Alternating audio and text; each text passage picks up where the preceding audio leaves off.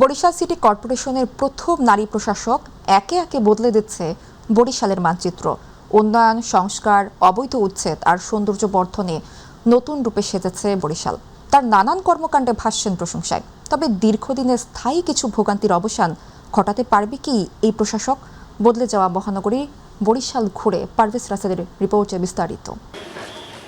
পৌরসভা থেকে city corporation একে একে বদলেছে অনেক মেয়র ও প্রশাসক। তবে এই প্রথম কোনো নারী প্রশাসকের হাতে ৩০টি ওয়ার্ডের মহানগর বরিশাল। শিক্ষা জীবন থেকে রাজনীতিতে এ শহরে বড় হওয়া অ্যাডভোকেট বিলকিস আক্তার জাহান শিরিন জানেন প্রতিটি অলিগলি সমস্যা এবং সম্ভাবনা। ওনাকে অনেক বেশি ধন্যবাদ যে আমাদের এত সুন্দর একটা ন্যাচারাল আবহাওয়া দেওয়ার জন্য আমরা সবকিছু এত সুন্দরভাবে পাচ্ছি। বর্তমান প্রশাসককে দেখতে পাচ্ছি, তিনি অত্যন্ত দক্ষতার সহিত তিনি সিটি কর্পোরেশন পরিচালনা করছে। তাই পরিচ্ছন্ন রাখবো বরিশাল, সুস্থ থাকবো চিরকাল এই স্লোগানে প্রথমেই করলেন এ শহরের অবৈধ স্থাপনা বা হকার উচ্ছেদ। দখলমুক্ত হলো বিবির পুকুর পাড়, বেলস পার্ক মাঠ আর সৌন্দর্য পেল চৌমাথা লেক। হকারদের উচ্ছেদ করছে, এটা খুবই ভালো উদ্যোগ।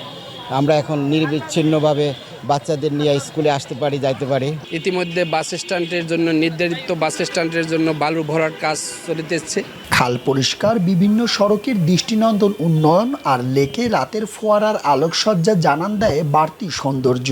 শহরকে যানজটমুক্ত করার লক্ষ্যে বাস এবং ট্রাক টার্মিনাল পরিবর্তনের পরিকল্পনায় ভাসছেন নানান প্রশংসায়। তবে এগুলো টিকিয়ে রাখাও বড় চ্যালেঞ্জ বলে ভাবছেন অনেকে।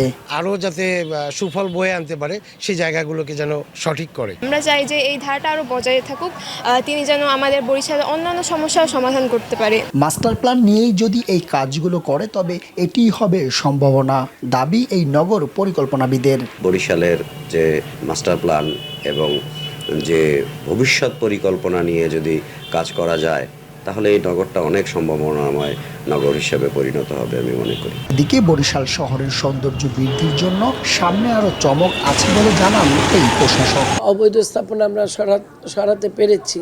জনগণের দাবির পরিপ্রেক্ষিতে এটা আমাকে করতে হয়েছে এবং এখন পর্যন্ত আজকের দিন পর্যন্ত ইনশাল্লাহ ভালো আছে, মানুষ সেটাকে প্রশংসা করছে। জনাব তারেক রহমানের নেতৃত্বে বাংলাদেশের দায়িত্ব নিয়েছি।